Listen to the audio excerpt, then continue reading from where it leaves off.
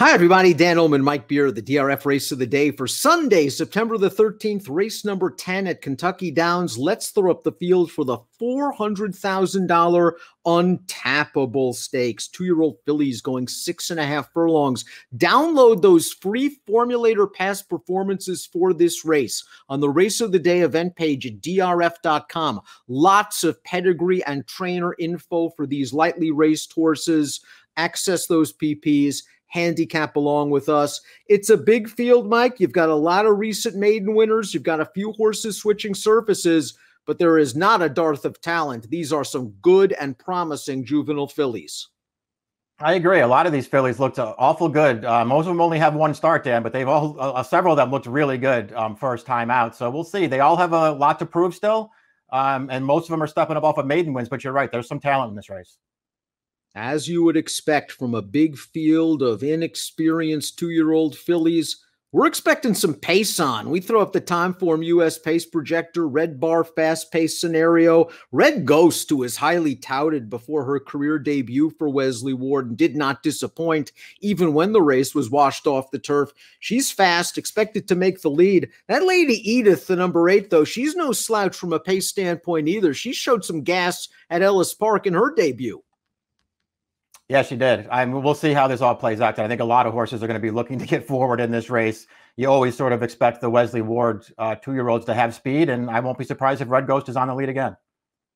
Number 1, Lady Gold Start won her career debut by a nose at Ellis Park on dirt. She's from the first crop of Upstart, who's only 0 for 5 with first turf runners. A little too early to see how they'll do on the turf, although I wonder if they'll be as effective as on dirt.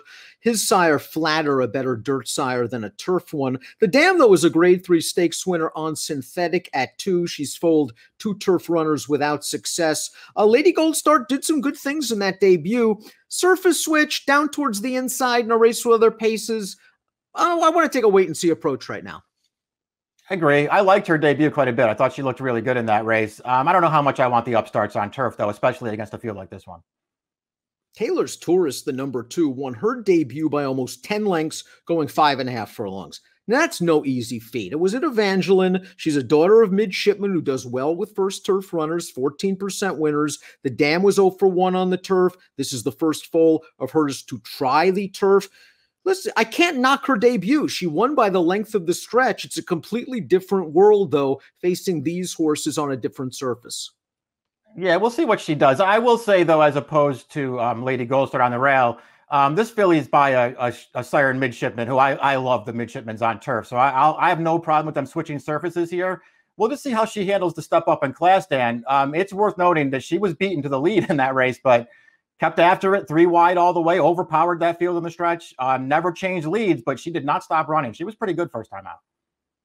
Red Ghost, the number 3, the Wesley Ward train entrance. Surprise, surprise, all the rage for the debut. Surprise, surprise, a Ward firster showed big speed. She won very, very easily. She's by Ghost Sapper from a productive and active, classy family. She's got the early speed. Jose Ortiz aboard, but you're going to take a short price on a horse doing something she's never done before, and that's run on the turf.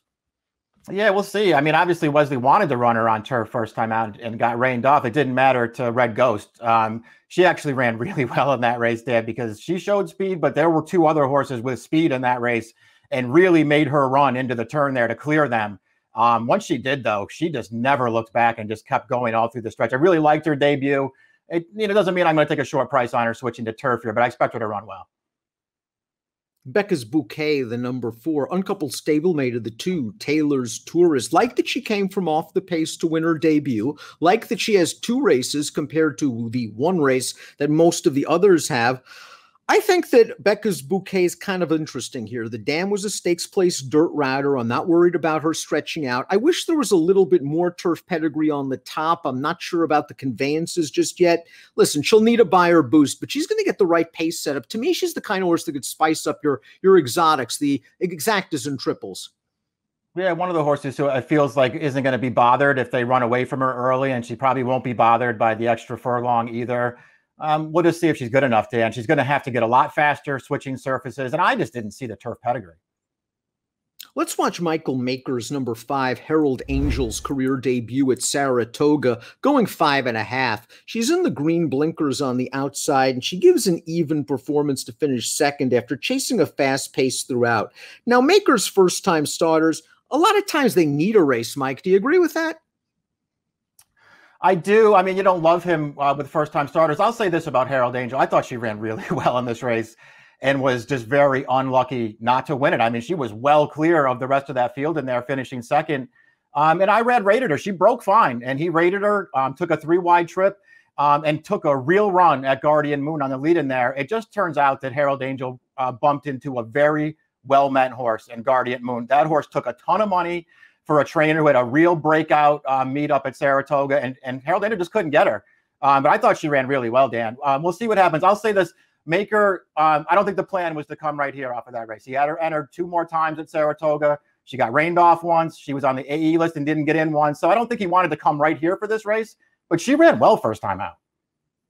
Cal Lynch is a rock-solid trainer on the Mid-Atlantic circuit, on the Maryland circuit especially. The number 6 Cupid Doll made her career debut in this stakes race at Monmouth Park, the Colleen, going 5 furlongs, and she gave an even performance. She's down towards the inside. She's going to finish a 1-paced third, but she tries hard, I thought, all the way down to the wire, and she came out of this race, and she won an off-the-turf race very, very easily. Now, her Buyer's speed figures, again, like those of Becca's Bouquet, light compared with some of the others, but she has a little bit more experience than some of the other horses in this race, and it looks to me like she can handle any surface.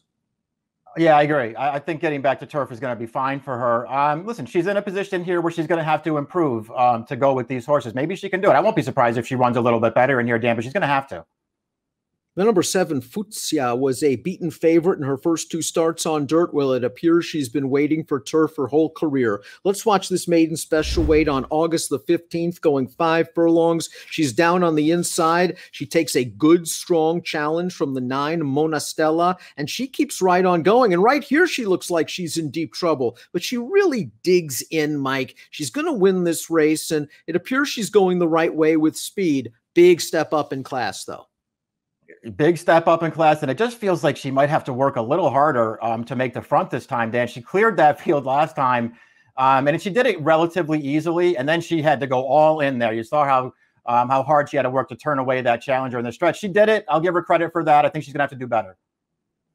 I really liked Lady E, this career debut at Ellis Park. We're going to watch that race right now. She showed big speed early. 3 other horses battled with her. She's down on the inside, still under a hand ride right here, and she's opening up. Now, there's going to be some nonsense and pinballing going on behind her. But Lady Edith driving, getting a little bit tired at the end of this race. But for the most part, she was never threatened. And those fractions pretty much said it all. She did a lot of work. She's very, very fast. I wonder, maybe too fast for her own good on this testing course. Yeah, I mean, she's going to have to stretch out a little bit here with other speed in the race. So we'll see how she handles all that. Besides that stuff, though, Dan, I agree with you. She looked really good winning first time out. She got bet in that race. She traveled strongly all the way around the track and won it very convincingly. She looks like she has a good amount of ability. The number 9, Mad Maddie, is a maiden. She is also by American Pharoah, trained by Steve Asmussen, that has shown a little bit of ability. 4 starts, 4 runner-up efforts. I think you and I agree, though, that even after 4 starts, it's only 4 starts, we might have had enough of Mad Maddie's act. Let's watch her race last time out at Saratoga, where she sat just off the 20-1 shot. She takes the lead. She has a very short burst of speed. Right here, she utilizes it. She takes it over. It looks like she's home free, and Invincible Gal's going to run her down. Mad Maddie is okay. She could easily win this race, but something tells me because of her connections and because of her pedigree, she may take more money than she deserves to. I just don't want this horse in here. We'll see what happens. She's run fine in all of her races, but she hasn't done anything to make me think that she's a stakes horse. And there are some other more lightly raced horses in here who just feel like they could really improve, and I don't see that coming from Mad Maddie. She's not for me. Beautiful pedigree for the 10, La Liberte by Constitution, a half-sister to Fly So Pretty, who was a 2-year-old stakes-winning turf sprinter. This filly got a perfect trip in her debut at Ellis Park. Let's watch that race. She sat third, about 3 lengths off of a pace duel by herself. She gets the split here in mid-stretch.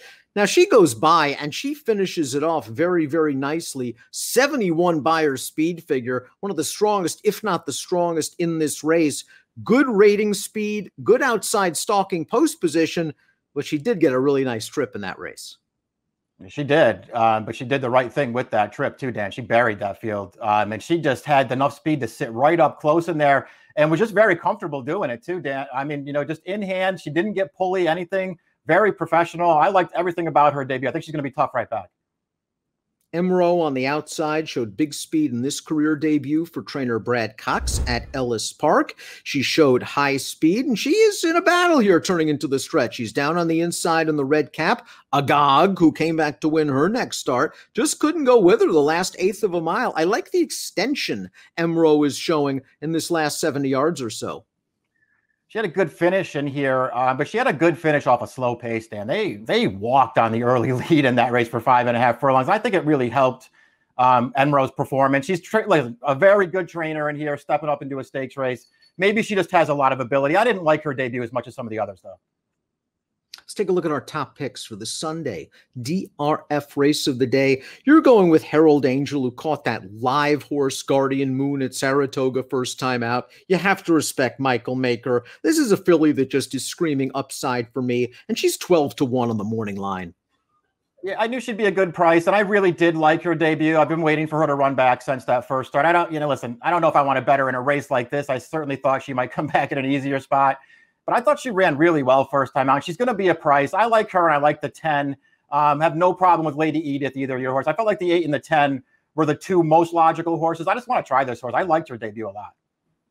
I got her 4th. I think she's certainly a contender in this race. I liked what I saw from Lady Edith. Now, maybe if she has to battle Red Ghost on a fast pace, there will be nothing left going 6.5. I'm curious to see how Red Ghost handles the turf. Something tells me she'll probably handle it just fine and show similar early speed. So it's up to Lady Edith to be a bit more professional and rate this time around. But I think she'll be a decent price come post time. Spread race for me, 8, 9, 10, 5. Mike's going 5, 10, 8, 2. It's the $400,000 Untappable. Your Sunday DRF race of the day with an approximate post time of 5:04 Central. Good luck.